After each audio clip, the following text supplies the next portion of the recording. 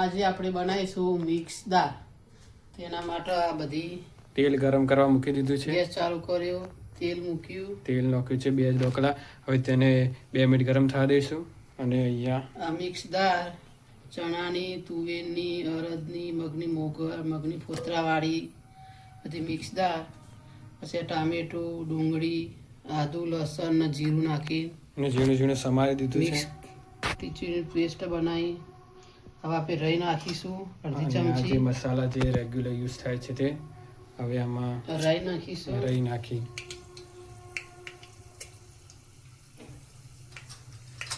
રહી ફૂટી જાય એટલે આપણે રહીને થોડી ફૂટવા દેવાનું. રહી ફૂટી જાય એટલે હિંગ નાખવાનું. પછી રહી ફૂટી જાય એટલે આપણે હિંગ નાખી અને આદુ લસણની પેસ્ટ નાખી દેવાની. ગેસનું ધીમું કરી દેવાનું. આદુ લસણની પેસ્ટ નાખી હલાવવાનું.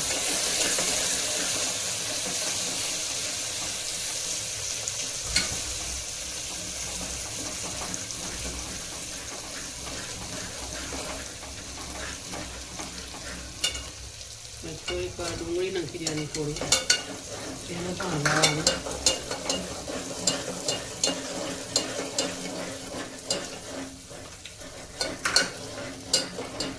ટામેટું નાખી દેવાનું.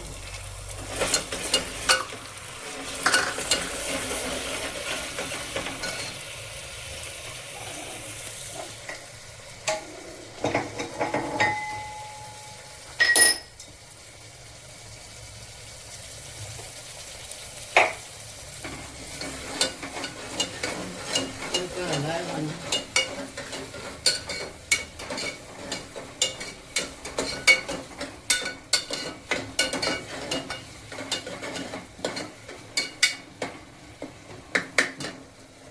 પછી તેમાં દાળ મિક્સ નાખી દેવાનું.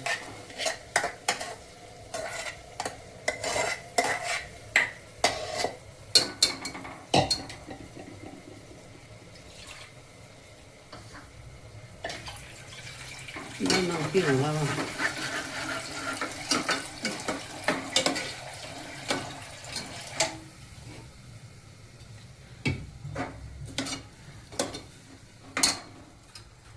પછી તેમાં રૂટિંગ 1 ચમચી હળદર, 1 ચમચી મરચું અને થોડુંક ધાણા જીરાનું 1 ચમચી તેને હલાવી દેવાનું.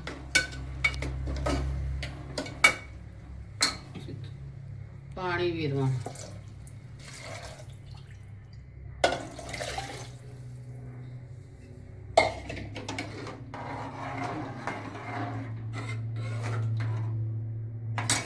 જેવી દાળ રાખવી હોય એટલું પાણી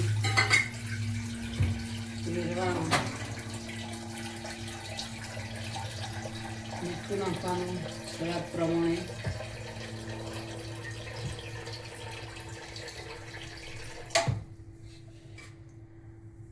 થોડું પાછું પાણી ઉંબોળવાનું. જેટલું પાણી વધારે નાખો તેટલું સારું. ના, માપનું નાખવાનું. પાતળી થઈ જાય પછી તેને ઉકળવા દેવાનું. ફૂલ ગેસે ઉકળો એટલે પછી ગેસનું ઢોકણું બંધ કરવાનું.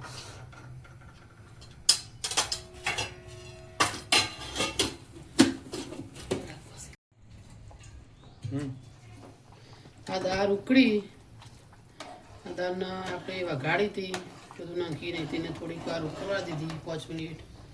પછી આ ઉકળીને તૈયાર થઈ ગઈ છે.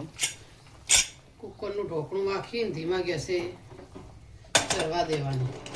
સીટી વગાડવાની ધીમા ગેસે એટલે ઉભરાય નહીં. કેટલી સીટી વગાડવાની?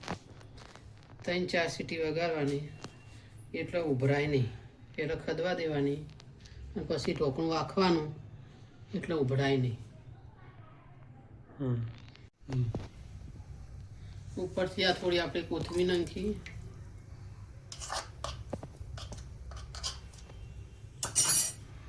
એને હલાવી દીધી.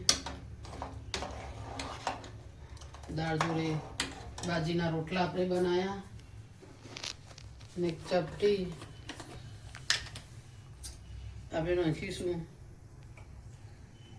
ગરમ મસાલો. ચમચી ભેણી હતી એટલે હું થોડું પાછળથી નાખ્યું.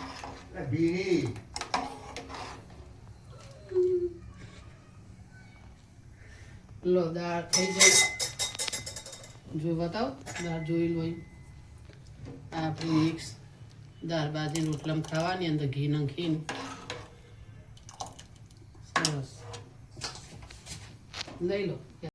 જો આ વિડીયો તમને ગમ્યો હોય તો લાઈક કરજો,